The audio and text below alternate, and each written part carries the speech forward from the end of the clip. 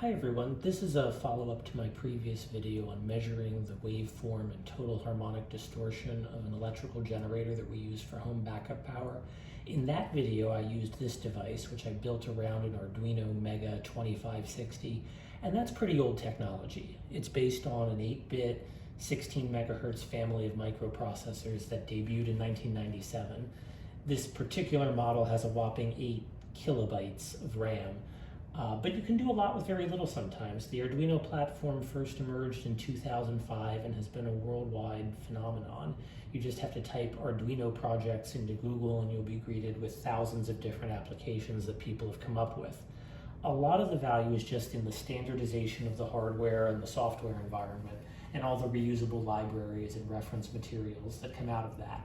And that's why I originally ended up using it, because I was familiar with it and because other people had built vaguely similar projects that I could leverage.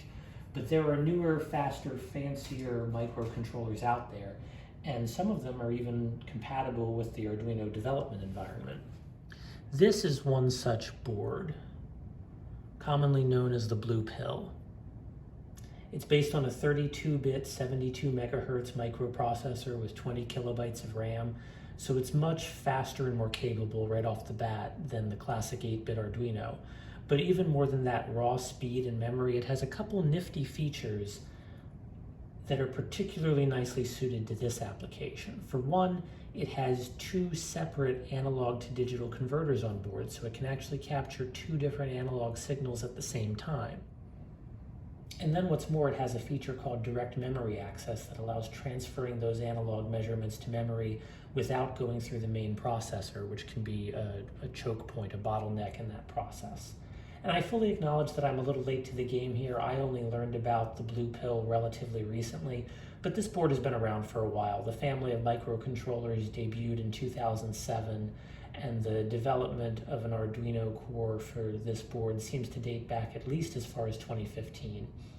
And it's actually kind of already been superseded by the so-called Black Pill, which is superior in most ways, but the Black Pill only has 1 analog to digital converter on board, although they do advertise a faster sample rate than both of the Blue Pill ADCs combined, so it would be interesting to try it. But for now, at least, I'm starting off with the standard Blue Pill, and unfortunately they have slightly different pinouts, so you can't just substitute a Black Pill by plugging it into something that was designed for a Blue Pill.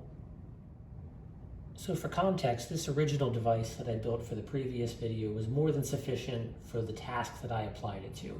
Utility electrical waveforms are only 50 or 60 cycles per second, depending on exactly where in the world you live.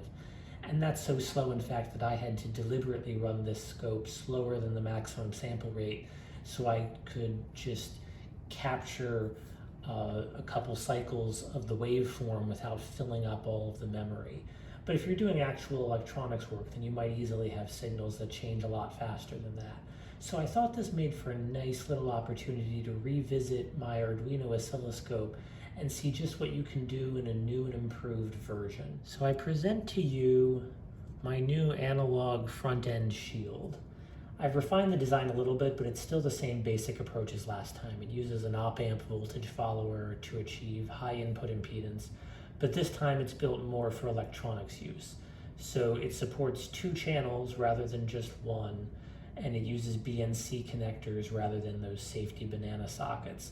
And I tried to be a little more economical in input protection because this is more for lower energy circuits, and it uses entirely through-hole components that are pretty commonly available and inexpensive. So it's pretty straightforward to assemble, and if you do manage to fry something, it should be pretty straightforward to repair. And that means it's also pretty easy to customize. This one design supports both the Arduino Uno, which can sit on top of it like that, or the STM32 Blue Pill, which plugs in right there. If you decide to do the latter, be aware that you usually need external hardware to program a Blue Pill. I'm using here an ST-Link V2 clone, which is also pretty inexpensive, but if you're accustomed to Arduinos with preloaded bootloaders, this might be a little bit of a curveball for you.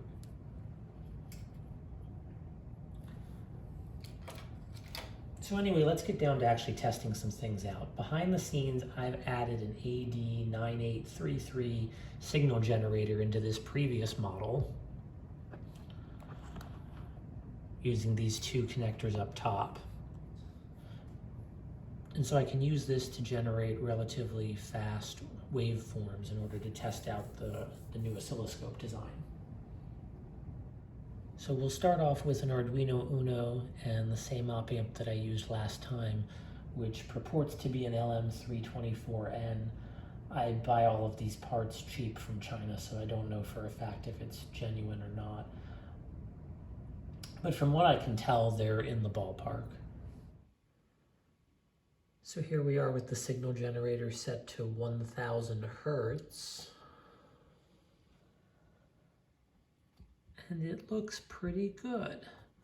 I've got here the estimated frequency based on the data being collected, so it correctly identifies it at about 1000 Hertz.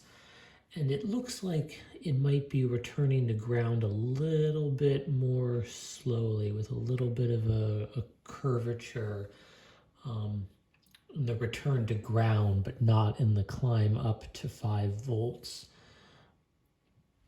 But that's barely visible at the resolution that we're logging the data, which is only 8 bits here in the interest of preserving RAM on the Arduino.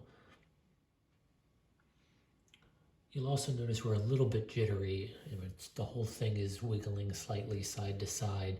That's because we're just evaluating the trigger in software at the sample rate at which we're recording it. So it's not a hardware trigger, which would be faster.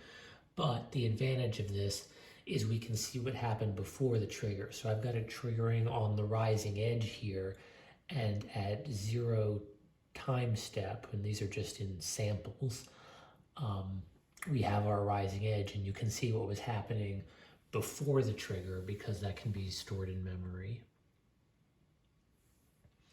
The other thing I wanted to point out is that when we're sampling at high speed, if I use both channels and the Uno only has a single analog to digital converter, so in order to get both channels, I have to switch rapidly between the two inputs, we get some crosstalk. So you can see that the signal, which I'm actually applying to channel 0, the blue curve, shows up on channel 1, the orange curve. And that happens when I'm running at the highest speed sample rate, which is about 153,000 samples per second. If I run at the slower speed, then the two don't couple, but I don't get as much resolution. So you see more of the signal within the window of however many hundreds of samples are shown here in the window. So that's the trade-off in going to the maximum sample rate and still trying to run with 2 channels. And on the STM32 Blue Pill, you can see that there is just a slight little change in rate as we approach the 0 volt position. So if I zoom in on this, you can see that it's coming down very quickly until it gets to about here, and then it's a little slower. So that seems to be that little kink that we saw on the Arduino. Now on the STM32, we can see it with both of the analog to digital converters interleaved.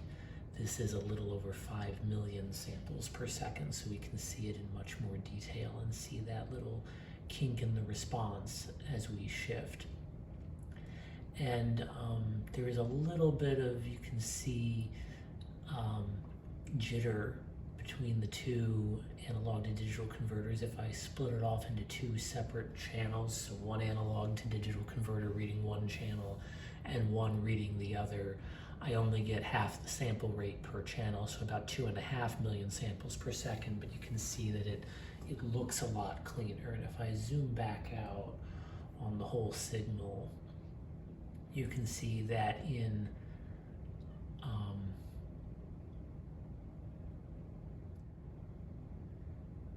high-speed mode, it doesn't look that bad, interestingly. But if I go more slowly, you see that the 0 volt region is thicker because it's jittering up and down. And when I pull the two analog to digital converters apart again, instead of interleaving them, it doesn't do that. So I don't know why that doesn't happen in high-speed mode the same way. It may just be a fluke of being right on the edge between two counts, but I thought that was interesting. And so I'm not going to attempt to formally calculate a bandwidth, but just to see what this is capable of, let's try increasing the frequency of the test signal to 10,000 cycles per second.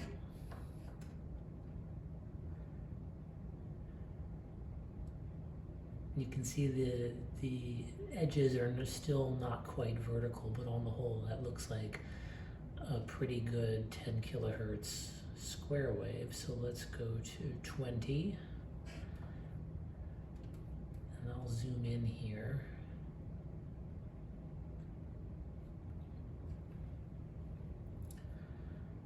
$30, $40,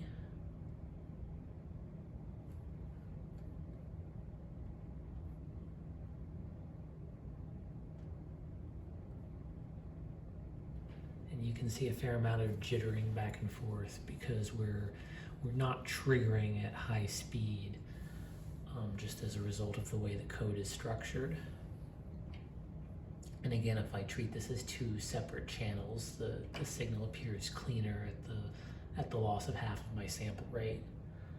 So let's see, 50,000 hertz. The bottom of the signal is really not great, but the top still looks pretty flat. So it's just returning to ground is a little messy.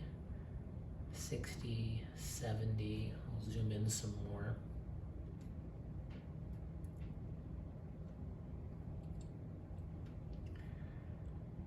80, 90,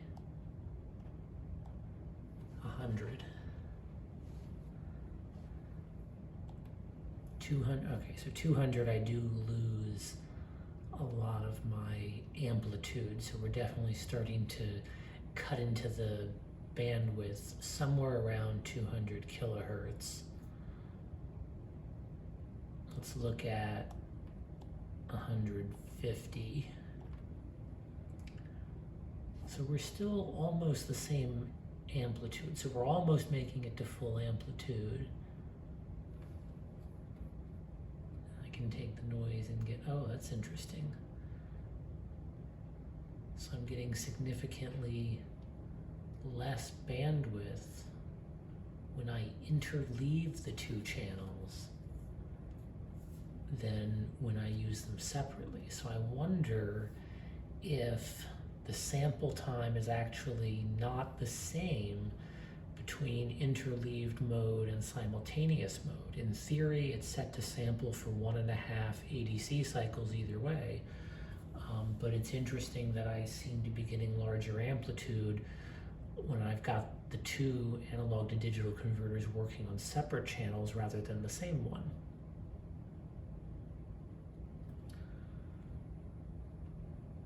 So for fun, here's 250,000 hertz, 350,000 hertz,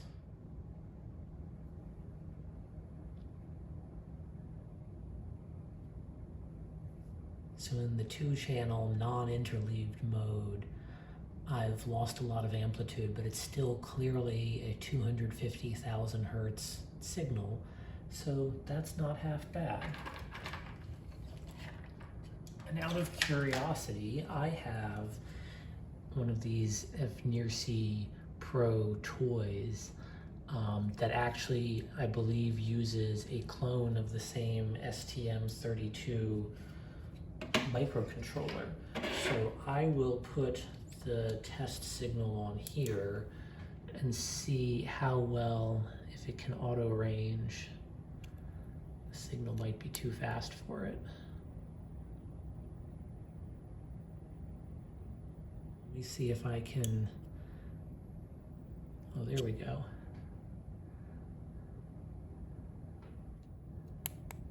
Yeah, 10 microseconds is the smallest time scale that it will let me use on this particular unit. So I can't really zoom in on this in the same way that I could infinitely zoom on the other one.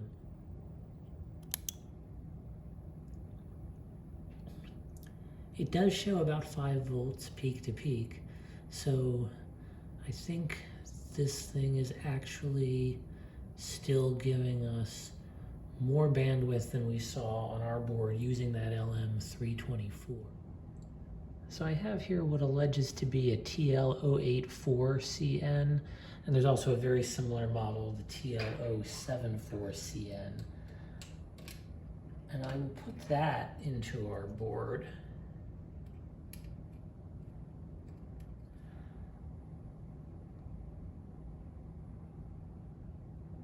And let's see how that does. So with that faster TL084CN, we still see this little oscillation when we return to 0 volts. But I would say, at least to my inspection, it looks like it comes down faster, which makes sense. This op-amp should have a much faster slew rate than the 324N, although it does still kind of look like it slows down a tiny bit. But in any event, let's crank this up and see how it does. This is at 10,000 hertz, so let's go to 20,000 hertz, 30,000 hertz, 40,000 hertz, 50,000 hertz, and I'll zoom in.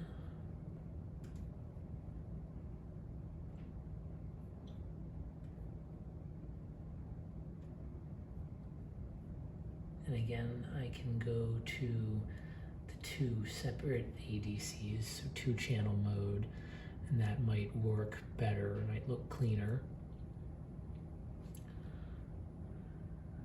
All right, so let's go to 100,000 hertz. I have to dial this in digit by digit. So there's 100,000 hertz.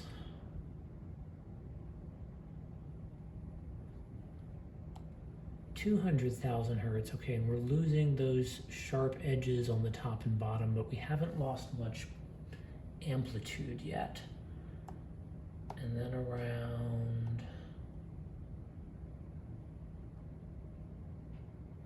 around 250,000 hertz is where it looks like we're somewhere in the neighborhood of hitting the bandwidth of this analog front end also.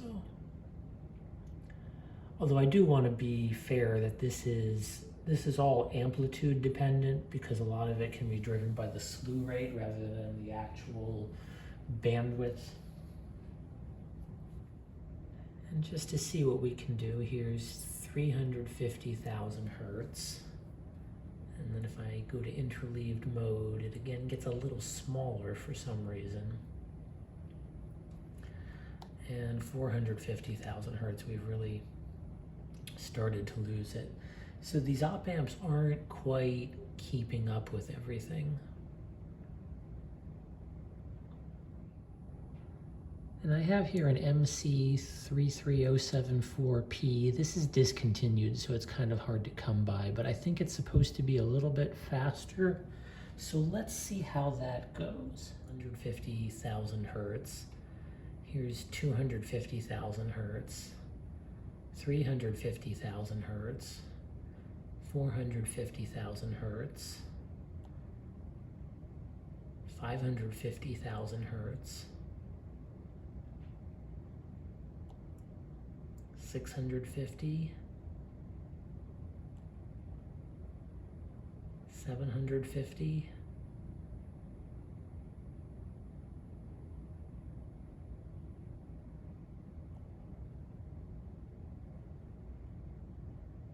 850. So yeah, somewhere around 500,000 hertz is about the limit of where you're getting anything that looks like a halfway decent waveform.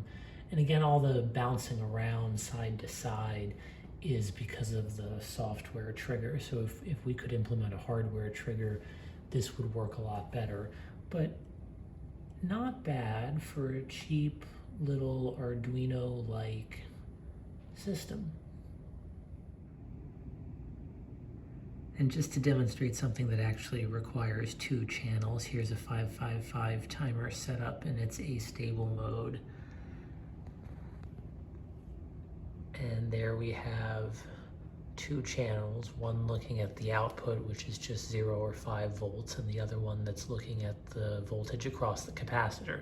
So you can see it discharges to a certain point, and then the output flips high and the capacitor charges until it reaches a certain point, and then the output flips low and the capacitor starts discharging, and then that resumes.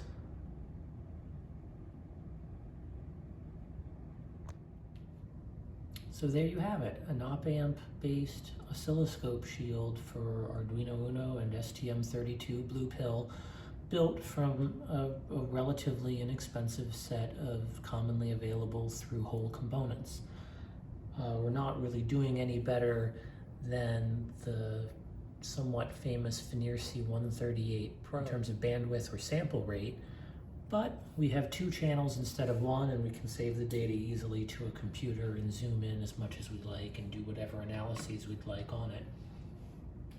So on the whole, I'd say this turned out pretty well. Maybe in the future, if I find time, I'll be interested to see what I can do to squeeze a little more bandwidth out of it. And that bandwidth probably varies with amps. I was using a 5-volt square wave going through a 4-to-1 attenuator for this particular test. So if you had a larger amplitude signal, the op-amps would struggle even more to keep up with it, and if you had a smaller amplitude signal, it would go even faster. All of these op-amps in theory have a gain bandwidth product of at least 1 megahertz, so for very small signals, you might be able to do better. And on the Uno, you can actually set your reference voltage to be less than 5 volts. That's not a capability that you get on the STM32. It's fixed on that board at 3.3 volts, but the Uno offers both 5 volts and 1.1 volts, and if you use a Mega instead, you can do, I believe, 2.56 volts. So you have a bit of wiggle room there in terms of how you implement. And on the previous model from last time, I had scaled everything down to be in that 0 to 1.1 volt range so it wouldn't tax the limited slew rate of the LM324N. And I'll put a link down in the description also for the software. It's still a little buggy. Maybe I'll be able to fix that at some point in the future, or if you figure out how to make it work better, then by all means leave a comment or let me know, and maybe we can fold that in. So anyway, I hope you enjoyed this video. Like I said, I'll put a link in the description if you want to get your hands on the parts to build one of these yourselves. And if you do, let me know how it goes. And if you enjoyed this video, please give it a thumbs up. Thanks.